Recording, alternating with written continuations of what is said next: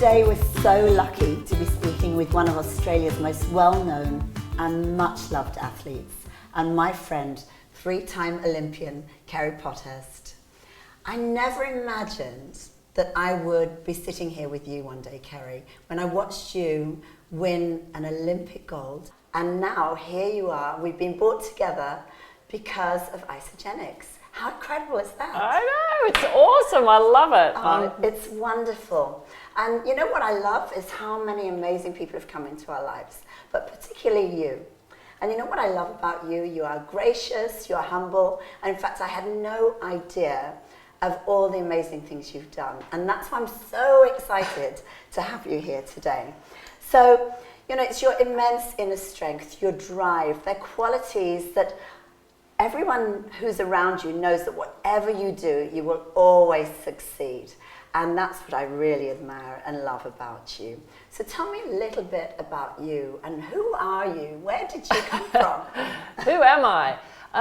Well, I grew up in South Australia, in Adelaide. I have German parents. They came out on a boat with my older brother in the 50s, and we had a very lovely, simple life.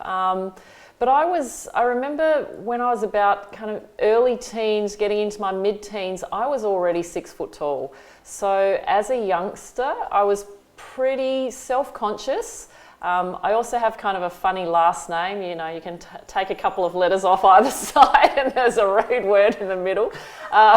So I got teased quite a bit, and I was, and I probably still am, quite sensitive. And yeah, it was when I found sport, I guess, I really excelled, because all of a sudden my height and my strength and everything like that was good for something, I guess. And I got, you know, patted on the back for what I was doing in sport, and it really gave me the strength to grow as a young woman, and probably also kept me out of trouble. And how old were you when you started to play? Because it was indoor volleyball, wasn't it, that you began with? Yeah. How old were you? Well, I was 15. I actually started to play by accident. My brother, he asked me to come and fill in a social club team, and he just literally said, you know, come and stand on the court when the whistle blows, get out of the way so we can play each point. And that's what I did that night. He's got a few very tall friends, male friends. I thought, oh, I'll get to see all his friends.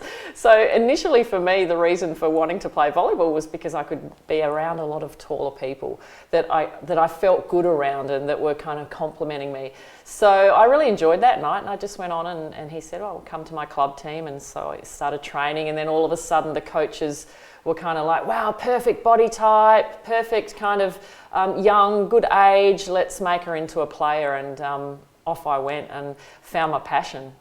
And you certainly did. And in fact, your height was such an advantage then, wasn't it? Yeah. Well, I couldn't be a volleyball player.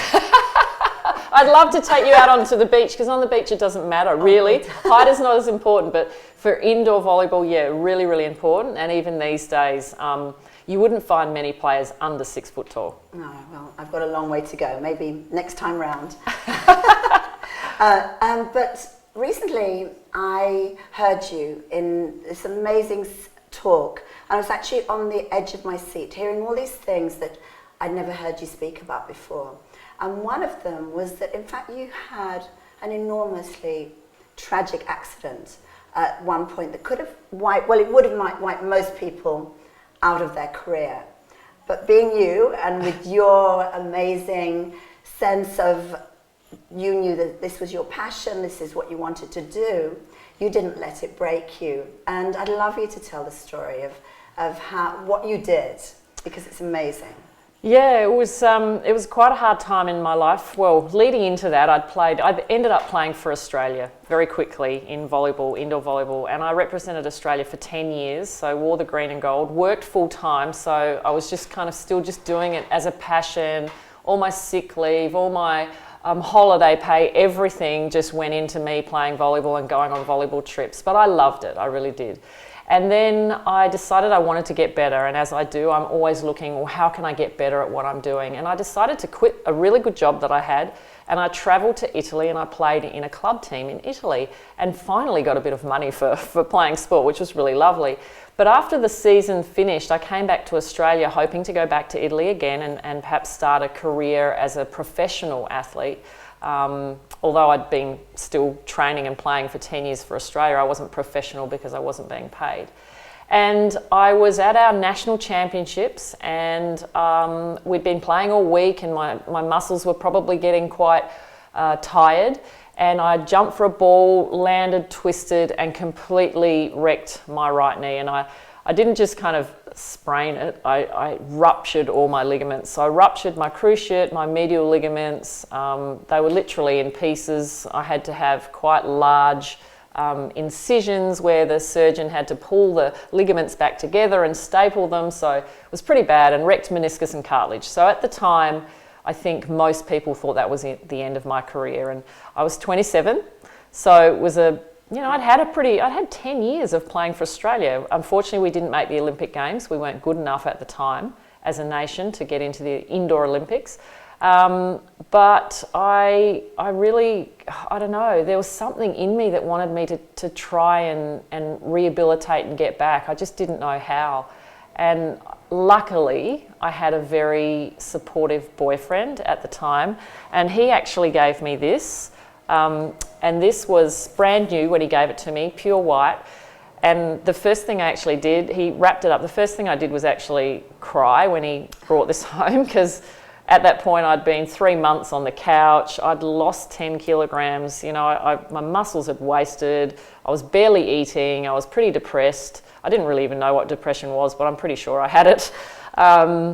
And yeah, he just gave me this. I started crying. I'm like, well, that's not very nice. What am I going to do with that? And he got out a texter, a marker, and he said, on every panel of this ball, I want you to write a goal, and then I want you to put a date on that goal, and then bit by bit work out how to get back to playing for Australia again.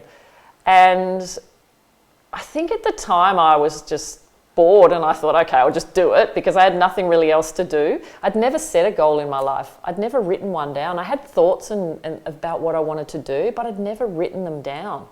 And here was a time now in my life that I needed something to focus on. So I started filling the ball out, and I wrote running in water first, and then jumping in water, and riding a bike, and then bit by bit just all the skills of volleyball, and eventually playing a competition match again, which I don't know how I worked it out. Maybe it was just because I went through all the skills panel by panel, and then eventually I got to playing for Australia again. And it would have been a year and a month after I had my knee injury.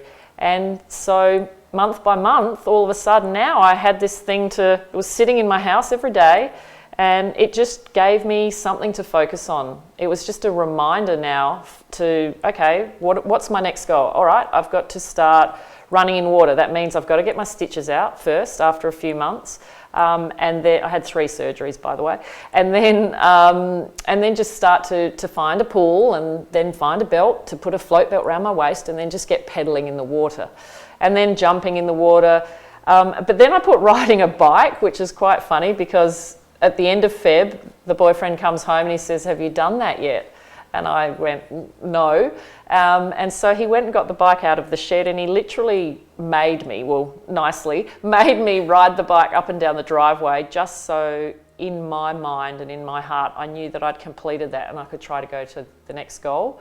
And the power of this ball was just incredible, because it was on something physical, something that represented what I wanted to do.